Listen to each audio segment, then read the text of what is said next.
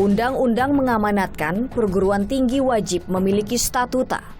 Statuta menjadi pedoman dasar penyelenggaraan kegiatan yang dipakai sebagai acuan merencanakan, mengembangkan program, dan penyelenggaraan kegiatan fungsional sesuai dengan tujuan perguruan tinggi. Disahkan pada Juli lalu, protes terhadap statuta UI terbaru masih terjadi hingga kini. Tak hanya tentang rangkap jabatan, pada PP nomor 75 tahun 2021 tentang statuta UI, penambahan kewenangan rektor juga disorot. Di statuta terbaru, rektor punya otoritas memberi atau mencabut gelar dan penghargaan akademik berdasarkan pertimbangan Senat Akademik. Sebelumnya hal ini menjadi kewenangan Dewan Guru Besar. Rektor jadinya bisa ikut serta dalam hal-hal yang sifatnya sebenarnya bukan bagian dari kewenangan rektor, yang lebih kepada manajerial begitu ya, wilayah ilmu pengetahuan, peningkatan akademik, kualitas mutu pendidikan, termasuk peran universitas perguruan tinggi sebagai salah satu pilar demokrasi untuk memberikan kritik secara akademik dan lain sebagainya, jadinya bisa tercampuri oleh jabatan rektor yang sebenarnya harusnya tidak sampai ke wilayah itu.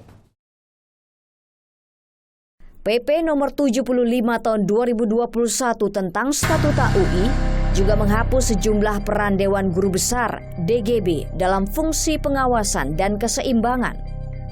Pada Statuta UI tahun 2013, rektor wajib menyampaikan laporan tahunan kepada MWA, Senat Akademik, dan DGB. Sementara dalam Statuta UI tahun 2021, kewajiban rektor mengungkap laporan tahunan hanya kepada MWA, Menteri dan Menteri Bidang Keuangan.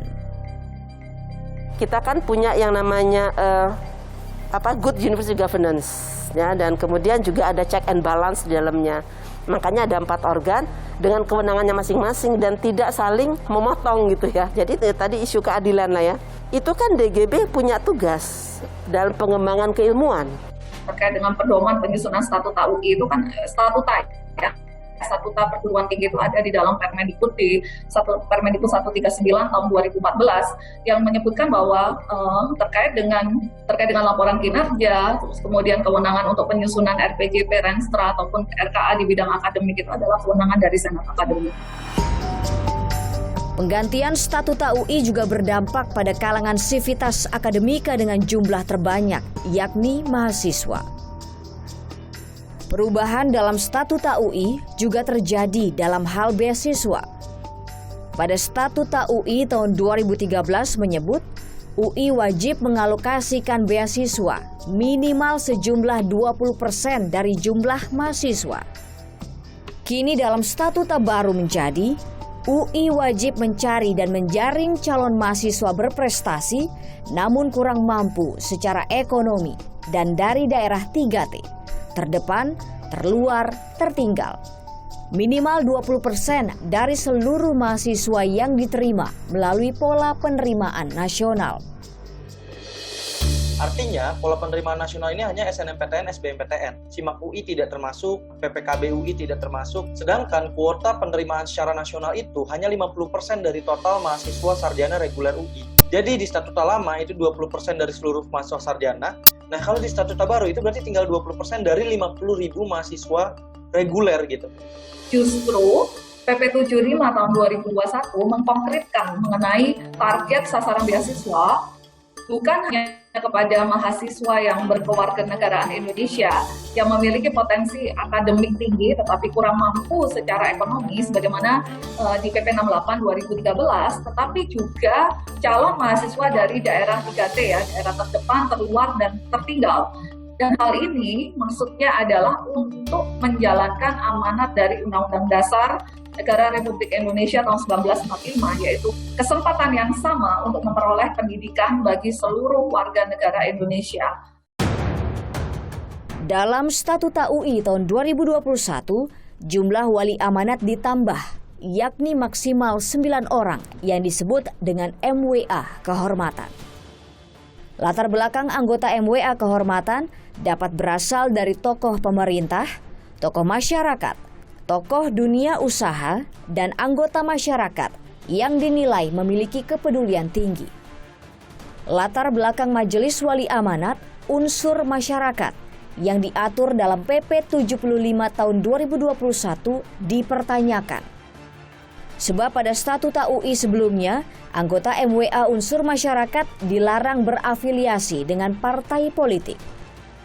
Namun larangan anggota MWA berasal dari parpol telah dihapus pada Statuta UI tahun 2021. Kini unsur masyarakat dapat menjadi anggota MWA, diantaranya tidak memiliki kepentingan yang dapat merugikan UI. Itu merupakan salah satu pasal yang sangat dikhawatirkan begitu ya. Bagaimana nanti dengan adanya misalkan anggota partai politik masuk ke sini akan mendisrupsi begitu adanya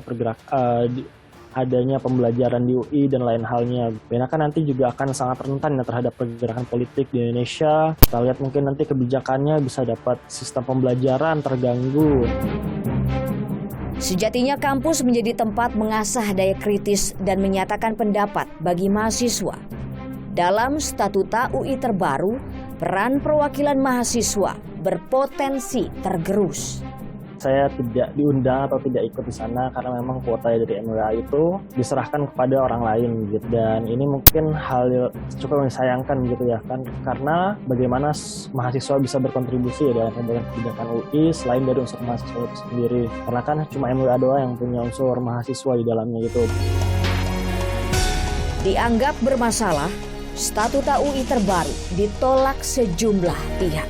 Ini sebenarnya early warning universitas lain agar mereka berhati-hati dengan statutanya.